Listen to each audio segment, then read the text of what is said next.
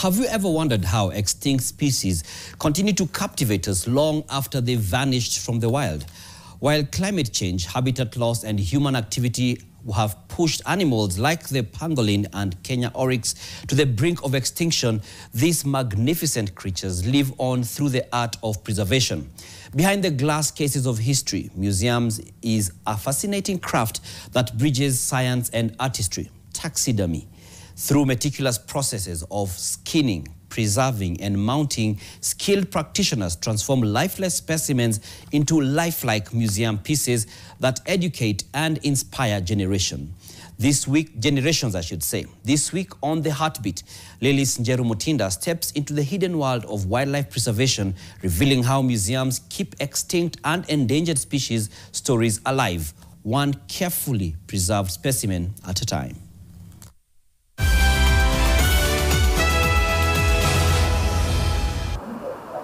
When you go to a museum, you will find mounted specimens of animals.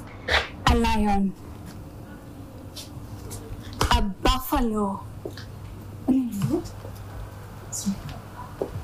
There's even a fox, a chicken, and a skunk.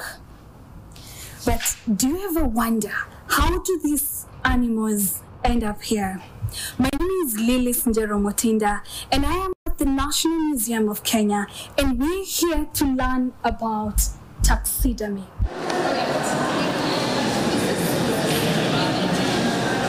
It is a process that can take months, but it all starts right here.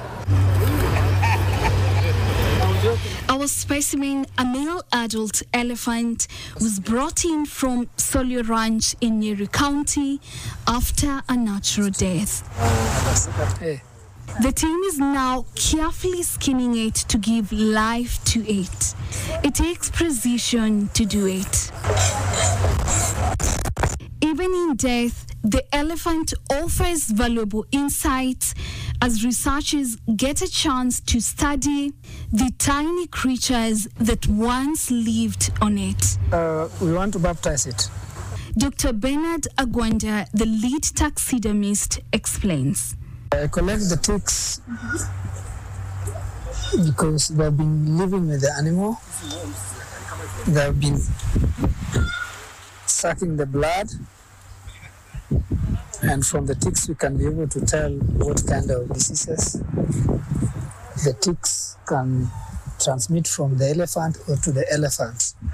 The last time a project of this scale happened was in 2019, largely because of the complex logistics involved. All they can't kill you. The team is excited to work on such a massive specimen.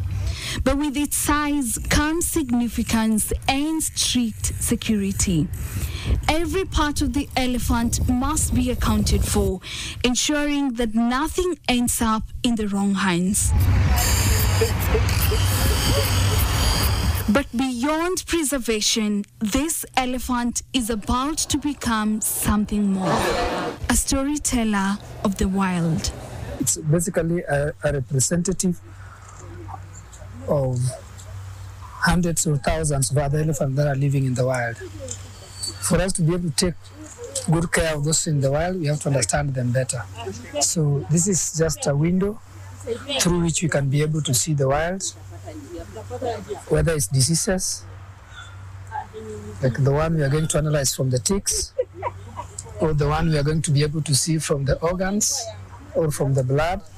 After at least 8 hours to get the skin and the skeleton out of the flesh, the process moves to yet another critical stage. What they are doing here, or what we are doing here, we are just defleshing the elephant skin by removing the excess meat so that the skin becomes more lighter. And the whole process is what we call pickling. Pickling is a process where the skin is soaked in an acidic solution to further remove moisture, kill bacteria, and prepare it for tanning.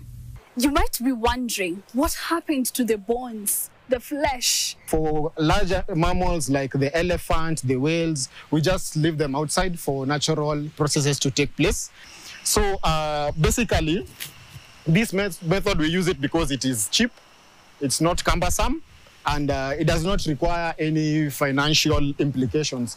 They leave it covered to limit the stench. The next process that we'll do is washing the bones, because we need to have them as white as they are supposed to be. For some animals, the process pauses here. They are stored either waiting, mounting, or serving as valuable specimens for research and education. Some lie in these freezers, waiting their turn for skinning, while others remain preserved, yet to undergo tanning and mounting, a costly process that often causes delays. In fact, the elephant skinned in 2019 is still waiting. When we leave the body out without skin, you have flesh. We get this one out, samples for DNA. Yes, we get samples, but the rest we dispose. Afterwards, we will turn the skin, subjecting it to 3 main steps. One is to treat it in alkaline fluid. Another one is to treat it in acidic fluid. And the last one is treating it in a fluid that restores some oil in the matrix of the skin. Skin will like be a blanket. You imagine a blanket has got a fabric inside it. It's thick, yes, but it's made of fabric inside it. So for us to make the skin look like a blanket, very leathery, soft, we must introduce some bit of oil on the fabric. But how do they make the final mount look this lifelike? Just like the famous hermit, the king of Marsabit, who lived in the forests of Mount Marsabit between the 1900s and 70s, and whose legacy lives on at the National Museums of Kenya. When we were removing the skin or skinning it, we took detailed measurements, similar to what you'd undergo if you go to be fitted for a suit. So we did the same, including the tusks, and we kept those records very carefully. So we'll go back to the records and create a body, using also the skeleton to create the body of the elephant, now artificial body. Then we'll bring the skin onto this body, and we'll have a final product called taxidermy elephant. It's a fusion of science and art, requiring different expertise to give life to a dead animal that could possibly be forgotten. The skin is real, but the rest of the body is fabricated with precision. But at the center of it is the biology that drives everything.